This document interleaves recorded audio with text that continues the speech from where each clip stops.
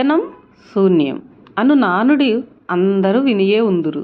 అది కేవలము ఒక నానుడియే కాక నగ్న సత్యము. వివరముగా చెప్పుకుంటే గగనము అనగా ఆకాశము అని అర్థము, ఆకాశం అనగా శూన్యమనియే అర్థము. శూన్యమును దేవునితో సమానముగా ఏదీ కానిదని ఉపమానముగా చెప్పవచ్చును.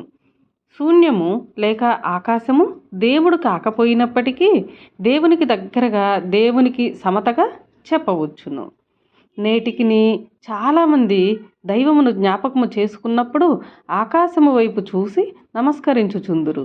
క్రికెట్ ఆటగాళ్ళైతే 100 రన్నులు చేసినప్పుడు దేవునికి కృతజ్ఞతగా చెప్పుకున్నట్లు ఆకాశము వైపు చూచుట గమనించవచ్చును. అదే విధముగా కొందరు తమ మాటల్లో దేవుడు పైనుండి చూస్తున్నాడని కూడా అనుచుందురు. ఇట్లు అనేక మంది తమ భావములో దేవుడు ఆకాశములో నిండి ఉన్నాడని తలచుచుందురు.